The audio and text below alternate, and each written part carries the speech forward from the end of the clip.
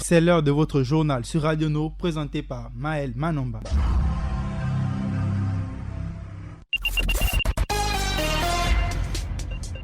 Assalamu alaikum, Maël Manomba de Mouabi à la présentation et pour m'accompagner dans cette édition d'information, Ida Ibinga vous présentera la page internationale, le tout sur la réalisation de Paturel Minsa. La Convention nationale des syndicats du secteur éducation s'insurge contre un redémarrage des cours prévus par le gouvernement.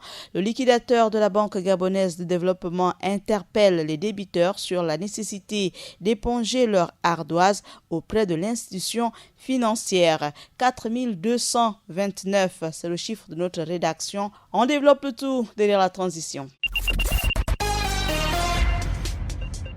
C'est à travers un communiqué de presse que la Convention nationale des syndicats du secteur éducation, la CONACYSED, s'est insurgée contre un redémarrage des cours prévus prochainement par le gouvernement. Soulignons que cette centrale syndicale remet fortement en cause les modalités envisagées par les autorités à l'instar du turnover et des cours en ligne qui défavoriseraient certains apprenants des milieux sociaux précaires. C'est par le biais d'un communiqué diffusé dans le quotidien L'Union que le liquidateur de la Banque gabonaise de développement, la BGD, a interpellé les débiteurs sur la nécessité d'éponger leur ardoise auprès de cet établissement bancaire. La structure avertit que ces derniers, appartenant à la catégorie des, je cite, personnes politiquement exposées, fin de citation, risquent une saisie de leurs biens en cas de refus d'obtempérer. Notons que la mise en liquidation en septembre 2018, à la suite des tensions de trésorerie dont elle a été victime depuis 2015, la Banque gabonaise de développement s'attelle depuis plusieurs mois à recouvrir les dettes auprès de ses débiteurs. 4229, c'est le chiffre de notre rédaction. Depuis l'apparition de la pandémie de Covid-19 au Gabon, le 12 mars dernier, le pays a réalisé près de 25 000 tests et 4 229 se sont révélés positifs. On fait un tour du monde à l'international avec Ida Ibinga pour parler d'Évariste Ndayishimiye qui a prêté serment du côté du Burundi. On parlera également de la lutte contre la crise économique.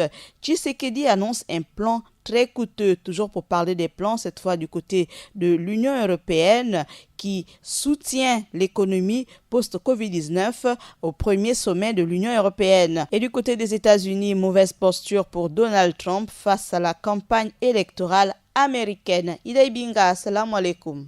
Wa alaikum salam Aël. Voici le développement des titres. On demande l'actualité internationale en Afrique. C'est au stade Jutega que le nouveau président burundais a prêté serment à la mi-journée conformément à l'article 107 de la Constitution. Debout, le drapeau national est celui de l'unité nationale dans la main gauche, la main droite levée. Rappelons que c'est le 10e président du Burundi qui a entamé le jeudi 18 juin un mandat de 7 ans. Soulignons que cette cérémonie s'est tenue dans un contexte particulier en raison de la situation sanitaire liée à l'épidémie du nouveau coronavirus, qui a empêché tout chef d'État étranger d'y assister. Mais les autorités avaient demandé au public de se présenter assez tôt pour se lier aux mesures sanitaires mises en place, comme le lavage des mains et la prise de température. On reste en Afrique, le président Félix Tshisekedi est de plus en plus inquiet sur les effets pervers de la pandémie de coronavirus sur l'économie de son pays. Il a lancé le jeudi 18 juin à Kinshasa un programme multisectoriel d'urgence pour l'atténuation des impacts de la pandémie doté d'une enveloppe de 2,6 milliards de dollars, dont un besoin supplémentaire alors que les caisses de l'État ne sont pas renflouées. Les experts restent pessimistes.